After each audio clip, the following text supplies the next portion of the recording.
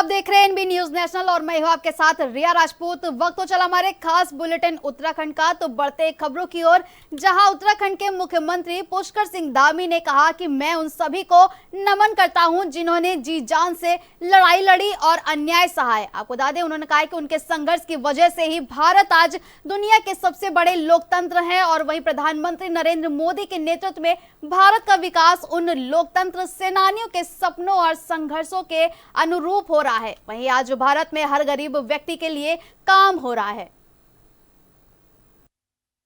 तो लोकतंत्र सेनानियों को जिन्होंने इस आपातकाल के खिलाफ, इस लोकतंत्र की हत्या के खिलाफ, संविधान को कुचलने, उसकी आत्मा को मारने का जो प्रयास कांग्रेस पार्टी के शासन ने 1975 में किया था, उसमें अपना योगदान देने वाले, अतुलनीय संघर्ष करने वाले, अन्याय सहने वाले उन सभी लोकतंत्र सेनानियों को मैं नमन करता हूं कि उनके संघर्षों के कारण आज भारत दुनिया का सबसे बड़ा लोकतंत्र है और आदरणीय प्रधानमंत्री नरेंद्र मोदी जी के नेतृत्व में उन लोकतंत्र सेनानियों के सपनों के अनुरूप, उनके संघर्षों के अनुरूप आज भारत का निर्माण हो रहा है।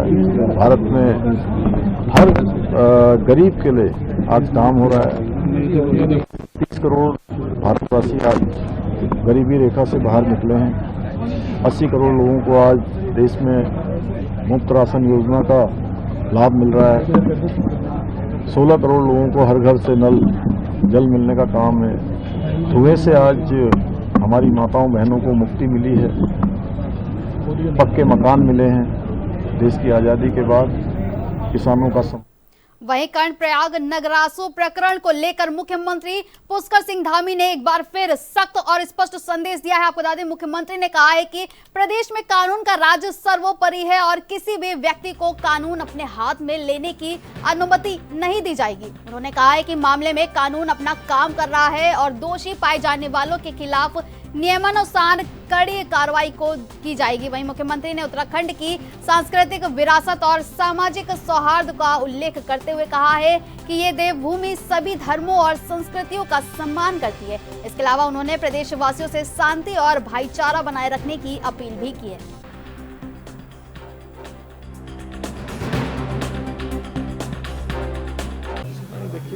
कानून अपना काम करेगा, उसमें कोई किसी को कोई कोताही नहीं बरती जाएगी। कहीं पर भी कोई कानून को अपने हाथ में लेगा तो निश्चित रूप से उस पर कार्रवाई होगी। उत्तराखंड क्योंकि देखिए सभी को समाहित करने वाला राज्य है।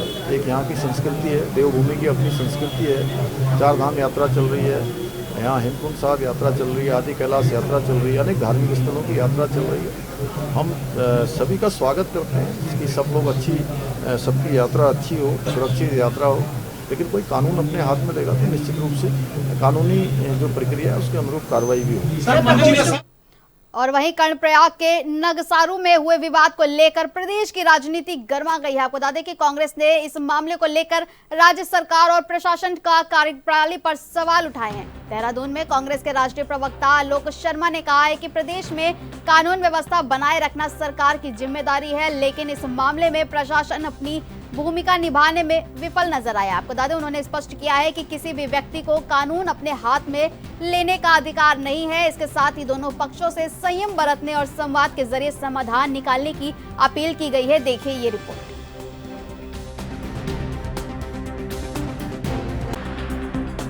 देखिए, किसी को भी कानून अपने हाथ में लेने का अधिकार नहीं और कानून व्यवस्था बनी रहे, ये प्रदेश के मुख्यमंत्री और गृह मंत्री का काम है। अगर अव्यवस्था हुई है तो उसके लिए धामी प्रशासन जिम्मेदार है। दोनों पक्षों को संयम से अगर कोई बात है तो उसका समाधान निकालना चाहिए। किसी को भी कानून अपने हाथ में लेने का अधिकार नहीं है। देहरादून में पुलिस द्वारा नशा तस्करों के खिलाफ छेड़े गए अभियान में ऋषिकेश पुलिस को एक बड़ी कामयाबी हाथ लगी है, जहां कोतवाली ऋषिकेश की पुलिस ने गोल मार्केट गली में चेकिंग के दौरान एक अंतर्राज्यीय नशा तस्कर को गिरफ्तार किया है। आपको बता दें कि आरोपी की पहचान बिहार निवासी सोनू कुमार के रूप में हुई है, जिसके पास से पुलिस ने 1 किलो 520 ग्राम गांजा बरामद किया गया है। वहीं त्रिवेणी घाट चौकी प्रभारी विनेश कुमार की टीम ने संदिग्ध अवस्था में घूम रहे आरोपी तलाश ली और उसके बैग से ये नशीला पदार्थ मिला। वहीं पूछताछ में सोनू ने कबूल लिया है कि वो ये गांजा बिहार से लाया था। वहीं आरोपी का आपराधिक इतिहास रचा जा रहा है और ये पहले भी जेल जा चुका है। फिलहाल पुलिस इस तस्करी नेटवर्क से जुड़े अन्य लोगों की तलाश में जुटी हुई है।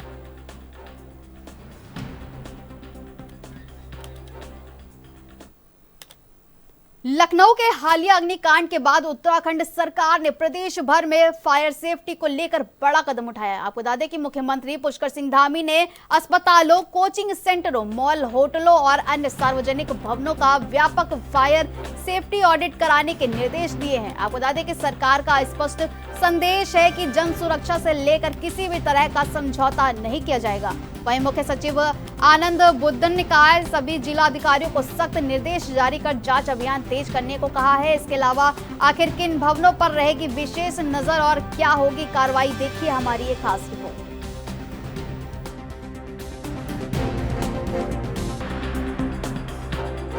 इसको लेकर क्योंकि लखनऊ में बहुत दुर्भाग्यपूर्ण घटना हुई।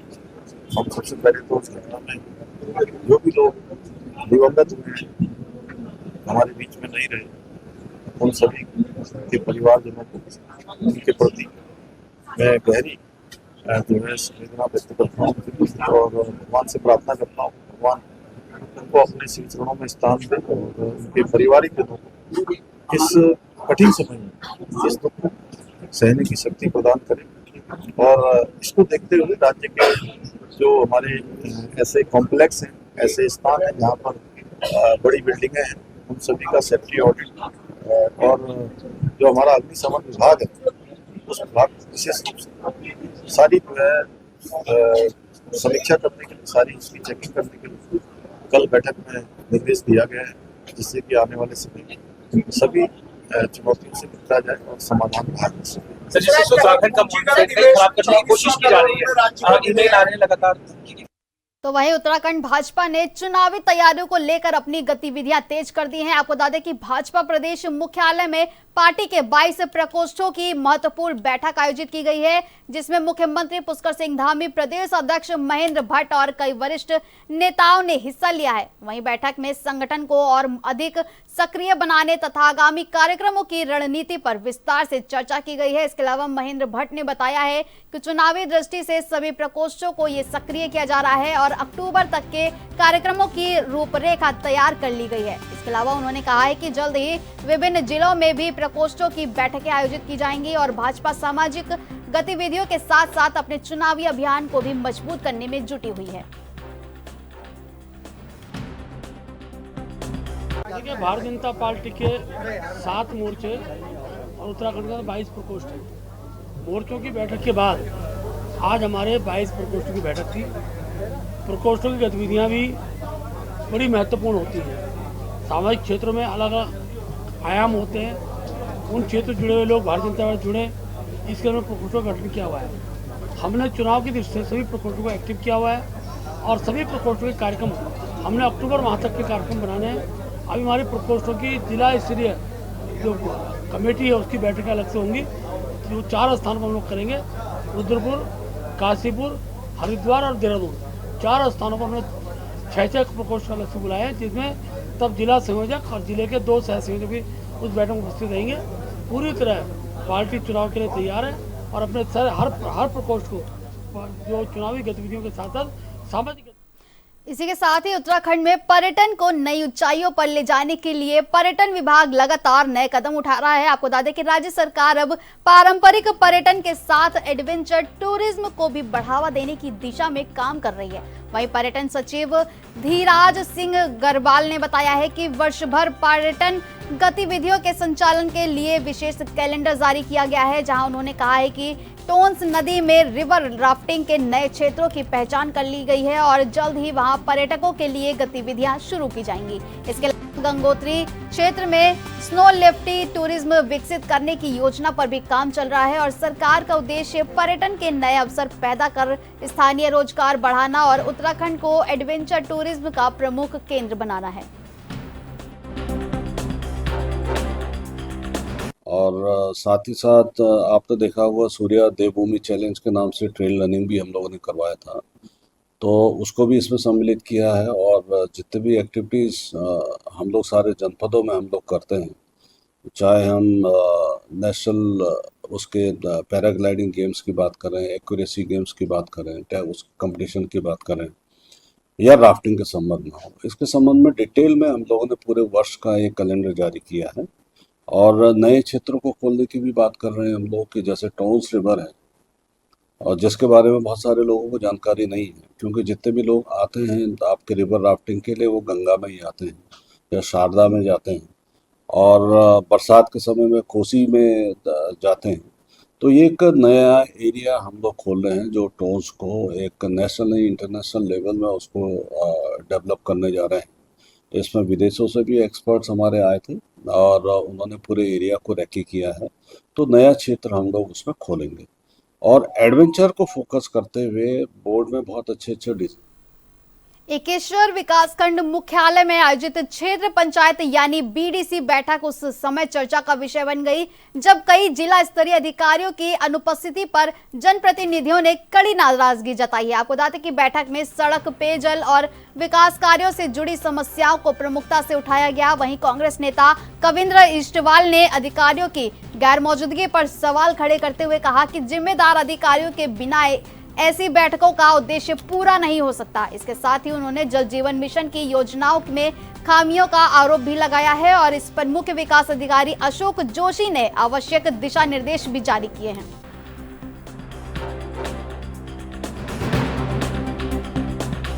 मैं एकेश्वर ब्लॉक में हूँ, विकासखंड एकेश्वर जो एक हमारा मुख्यालय है यहाँ पर है, और आज यहाँ पे बीडीसी की बैठक है।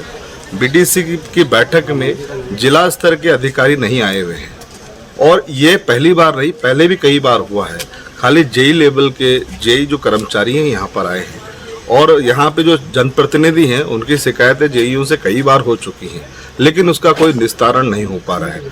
आजकल गर्मियों का समय है, गांव के गांव भरे पड़े हैं, प्रवासी लोग आ रखे हैं, गर्मियों की छुट्टियां हो रखी हैं, गांव में भीड़ हो रखी है, पानी की समस्याएं हो रखी हैं, लेकिन ये दिक्कत कैसे सॉल्व होगी? एक तरफ कर्मचारियों का कहना है कि बजट नहीं है, दूसरी तरफ सरकार कहती है कि हमने पूरा बजट दिया हुआ है। आखिर ये बजट है? वहीं निर्जला एकादशी के पावन अवसर पर तीर्थ नगरी ऋषिकेश आस्था और श्रद्धा के रंग में सरोबार है। आपको बता दें कि सुबह से ही गंगा घाटों पर श्रद्धालुओं का जन सैलाब उमड़ पड़ा है और हर हर गंगे और जय श्री हरि के जयघोष से पूरा वातावरण भक्तिमय बना हुआ है। इतना ही नहीं, श्रद्धालु गंगा स्नान के साथ मंदिरों में पूजा अर्चना कर पुण्य लाभ अर्जित कर रहे हैं। वहीं दान पुण्य और सेवा कार्यों का भी विशेष महत्व देखने को मिल रहा है। आपको बता दें कि मान्यता है कि निर्जला एकादशी का व्रत करने से सभी एकादशियों के बराबर पुण्य प्राप्त होता है। और आइए देखते हैं ऋषिकेश से हमारी ये विशेष रिपोर्ट।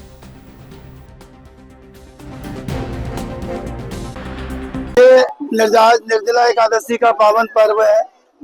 इस एकादशी को भीमसेनी एकादशी भी कहा जाता है, और भीमसेन ने पांडव राज्य के अंतर्गत भगवान श्री कृष्ण के कहने पर इस एकादशी का व्रत रखा था, क्योंकि एकादशी वाले दिन सभी जो अतिक्रमण वाले लोग होते हैं, नाना प्रकार के जो शत्रु होते हैं हमारे ग्रहों के, वो आक्रमण करते हैं। तो भीमसेन अपने को बहुत बड़ा बलवान समझता था कि मैं बहुत बड़ा बलवान हूँ, मेरे साथ कौन करेगा।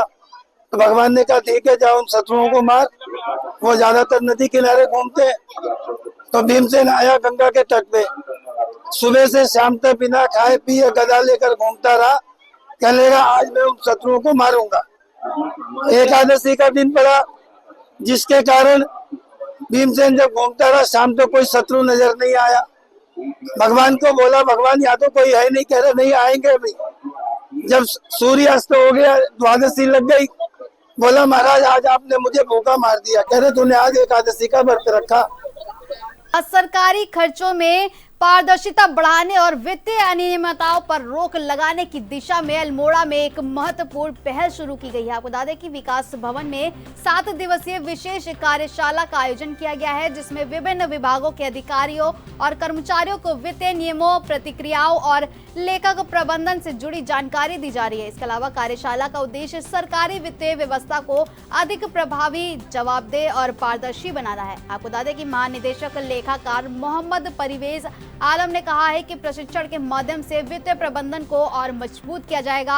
वहीं जिलाधिकारी अंशुल सिंह ने कहा है कि इस तरह के प्रशिक्षण से छोटी छोटी त्रुटियां दूर होंगी, जिससे सरकारी कार्यों में तेजी आएगी और पारदर्शिता भी सुनिश्चित होगी। फाइनेंशियल लिटरेसी का वर्कशॉप रखा है ना, वित्तीय साक्षरता का एक तरह से, कि ज़िला के अंदर जितने भी डीडीओज हैं, ट्रेजरी ऑफिसर हैं या अन्य अधिकारी हैं, जब वो सरकारी पैसे का खर्च करते हैं तो उसमें किस तरह की गलतियां होती है, उन गलतियों को एजी ऑफिस के द्वारा, महालेखाकार कार्यालय के द्वारा बाद में चिन्हित किया जाता है, ऑब्जर्वेशन बनते हैं, तो उसको कैसे पहले ही सुधारा जाए, इसके ऊपर में एक हमने यहाँ पे फाइनेंशियल लिटरेसी का वर्कशॉप रखा। इसमें जिलाधिकारी महोदय ने बढ़ चढ़ के हिस्सा लिया और इन्होंने इंश्योर करवाया कि सभी अधिकारी यहाँ पे जितने भी विभाग के डीडीओ हैं वो आए, और सब आए भी हैं। उनके जितने भी मुद्दे थे उनको हमने डिस्कस किया, बताया कि सरकारी धन का खर्च किस तरह से करना है और उनके कागज़ को किस तरह से दुरुस्त रखना है, ताकि भविष्य में किसी तरह की वित्तीय अनियमितता ना हो सके। इनिशिएटिव पे ये स्टेट से यहाँ वर्कशॉप रखाई गई है, तो इसमें सबसे बड़ा फ़ायदा हमारा ये हो रहा है कि फाइनेंशियल लिटरेसी जो हम अज्यूम कर लेते हैं कि हमें पता है, हमने बिल बना दिया, बट कैसे हम मिस क्लासिफिकेशन कर देते हैं हमारे एक्सपेंडिचर की, कैसे हम डिस्बर्सल जो कर रहे हैं वो एक्चुअली में हम उसकी ट्रैकिंग नहीं कर पा रहे हैं, कैसे हेड्स को हम गलत तरीके से मेजर हेड को माइनर हेड को, माइनर हेड को मेजर हेड में कर दे रहे हैं। तो ये बहुत ही इंपॉर्टेंट वर्कशॉप थी, और ये जब डीडीओज वहाँ बैठे थे तो वो खुद चौंक गए कि यार ये हमसे ऐसी गलतियाँ हो जाती हैं जिसको बाद में हमें करेक्शन नहीं कर सकते हैं, या फ्यूचर में कभी कोई इंक्वायरी होगी तो इनको इशू हो सकता है। जबकि उनका पर्पस ठीक है, वो ठीक है, सही करना चाह रहे होंगे, बट हमारे पास ऑलरेडी गाइडलाइंस हैं, ऑलरेडी रूल्स हैं, रेगुलेशंस हैं, तो हमें उन्हें फॉलो करना है। तो ये एक बहुत ही अच्छा स्टेप था। मैं सर से रिक्वेस्ट भी करूँगा कि हम इसको पार्टनरशिप को कंटिन्यू रखेंगे और फिर जल्दी एक बार दोबारा हम वर्कशॉप करेंगे, ताकि हम ये इंश्योर कर सकें फाइनेंशियल रिलेटेड जो भी हमारे बुकिंग होती है, जो ट्रेजरी से बुकिंग होती है, जो भी हमारे एक्सपेंडिचर रहता है डिस्ट्रिक्ट लेवल पे, तो हमें उसमें अकाउंट्स में कोई प्रॉब्लम ना आए। और वहीं नीट पेपर लीक मामले को लेकर कांग्रेस ने केंद्र सरकार पर हमला तेज कर दिया है। आपको बता दें कि कांग्रेस के महानगर अध्यक्ष जसविंदर सिंह गोगी ने कहा है कि पेपर लीक जैसी घटनाएं करोड़ों क्षेत्रों और उनके परिवारों के सपनों को प्रभावित करती हैं। उन्होंने नकल माफिया और शिक्षा व्यवस्था में कथित भ्रष्टाचार पर सवाल उठाते हुए केंद्रीय शिक्षा मंत्री धर्मेंद्र प्रधान के इस्तीफे की मांग की है। आपको बता दें कि गोगी ने कहा है कि छात्रों को न्याय दिलाने के लिए कांग्रेस लगातार आवाज उठा रही है, और उन्होंने जानकारी दी है कि कांग्रेस के छात्र गूंज अभियान के तहत 26 जून को राष्ट्रपति के नाम ज्ञापन सौंपा जाएगा। इसके साथ ही उन्होंने चेतावनी भी दी है कि जब तक छात्रों को न्याय नहीं मिलता तब तक ये आंदोलन जारी रहेगा।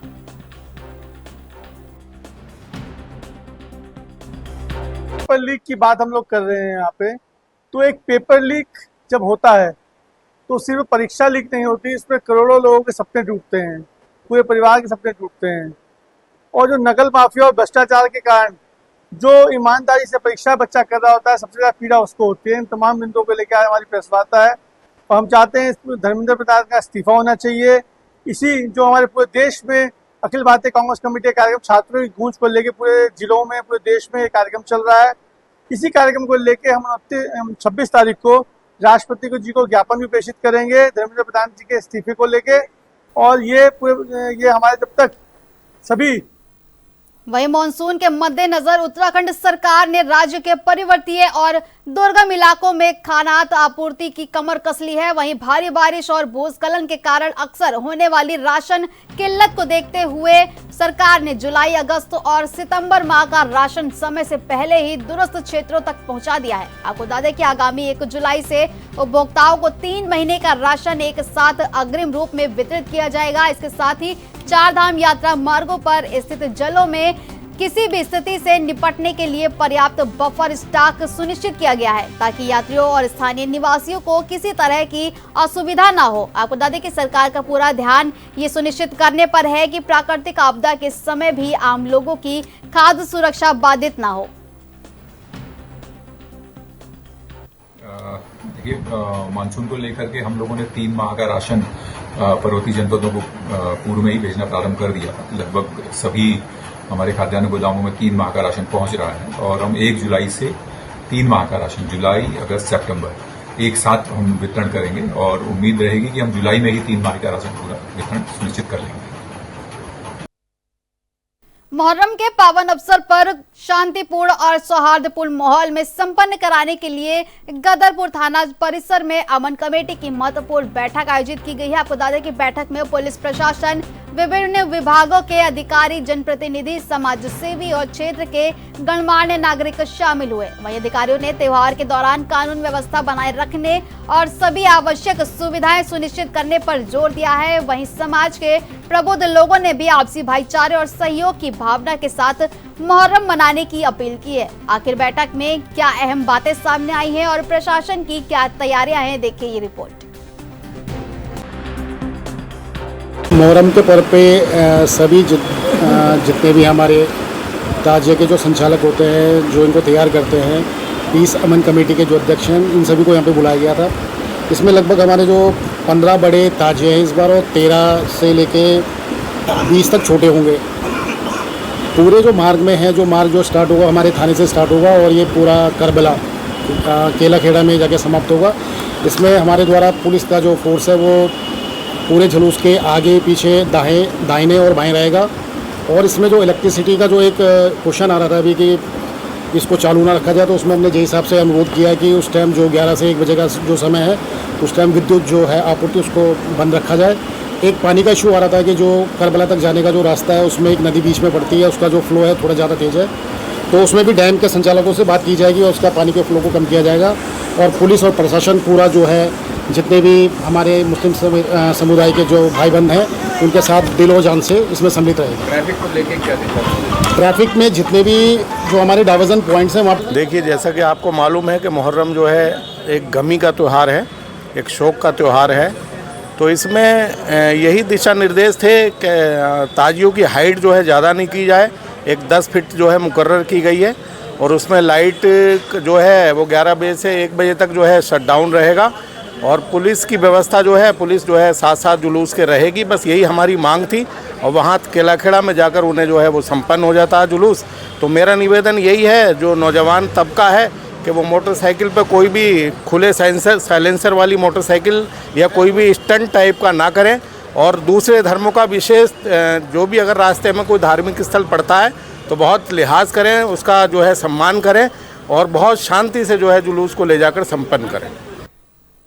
हमारे खास बुलेटिन उत्तराखंड में फिलहाल इतना ही है। ऐसी और तमाम खबरों के लिए देखते रहिए एएनबी न्यूज़ नेशनल। नमस्कार।